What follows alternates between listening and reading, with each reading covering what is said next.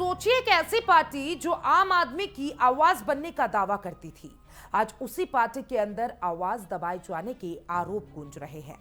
सियासत का एक नया अध्याय सिर्फ एक पद हटाने की कहानी नहीं है, बल्कि अंदर ही अंदर चल रही उस खामोश जंग का खुलासा है जो अब खुलकर सामने आ रही है।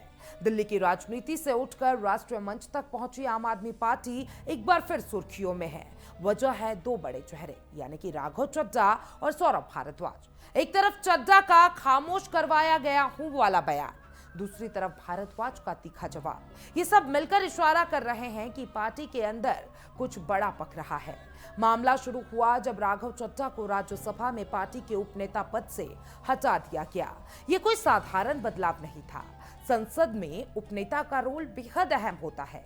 वो पार्टी की आवाज होता है, उसकी रणनीति को उजागर करता है। ऐसे में अचानक हटाया जाना कई बड़े सवाल खड़ा करता है। चड्ढा ने सोशल मीडिया पे एक वीडियो जारी किया और शब्द कम थे लेकिन असर बहुत गहरा था। मैं खामोश करवाया गया हूं लेकिन हारा नहीं हूं। यह सिर्फ एक बयान नहीं था, बल्कि एक संकेत था कि जब कुछ ठीक नहीं है। उन्होंने अपने काम गिनवाए, मिडिल क्लास पर टैक्स का बोझ या फिर डेटा की समस्या या फिर अवकाश जैसे मुद्दे। उनका सवाल सीधा था, क्या ये मुद्दे उठाना गलत था? लेकिन कहानी नहीं खत्म हुई।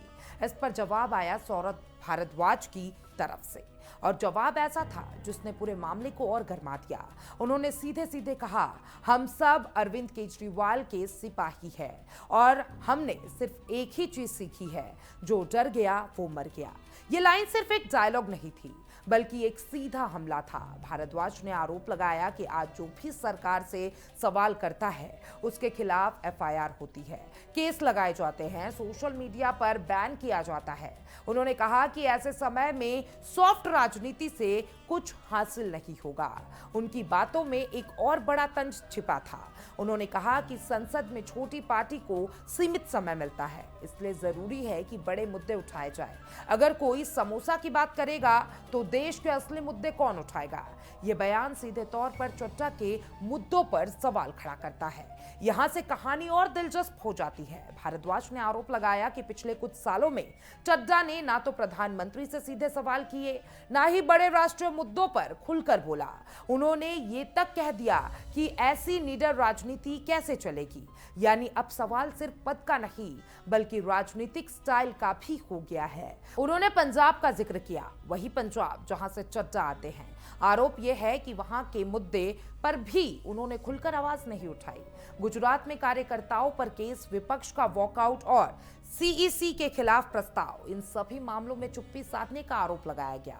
और फिर आया सबसे बड़ा सवाल, सोचिए आप कहां से चलते थे और अब कहां आ गए हैं। ये सिर्फ एक लाइन नहीं थी, बल्कि एक राजनीतिक का करारा वार था जिसमें अतीत और वर्तमान दोनों को एक साथ खड़ा कर दिया। अगर इस पूरे घटनाक्रम को गहराई से देखें तो ये साफ हो जाता है कि मामला सिर्फ एक पद से हटाने का नहीं था। ये पार्टी के अंदर बदलते समीकरणों, रणनीति और नेतृत्व की प्राथमिकताओं का संकेत देता है।